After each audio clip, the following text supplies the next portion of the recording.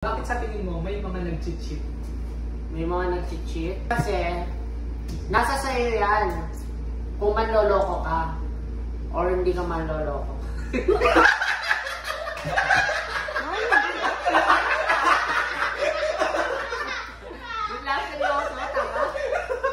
Unang tanong, anong ibig sabihin ng pag-ibig para sa'yo?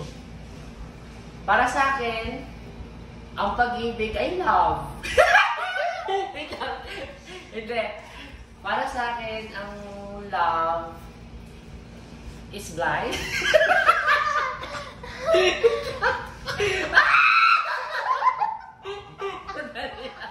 Okay.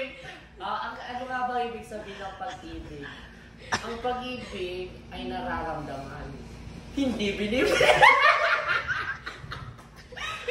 Sagot ko doon. Ako, para sa akin, hindi ako naniniwala sa second chance. Bakit?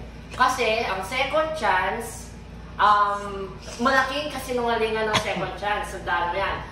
Kapag ang isang tao, niloko ka, example lang to niloko ka, tapos mangingi ng second chance para mahalin mo ulit, ganyan, mauulit yun. Maniwala ka sa akin, 100%. Kaya ang second chance ay malaking kasinungalingan para sa akin.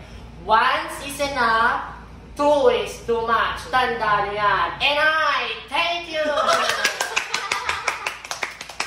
Natutunan ko siguro sa edad ko na to, when it comes to love, humanap ka ng sasamahan ka sa mga pangarap mo, susuportahan ng mga pangarap mo, masipag, mabait, at hindi ka sasaktan physically, mentally, emotionally. Yan ang number one. Ayan ang natutunan ko sa love sa ngayong edad ko na to. Ikaw, anong natutunan mo? Ang natutunan ko, siguro, parang wala naman ako natutunan.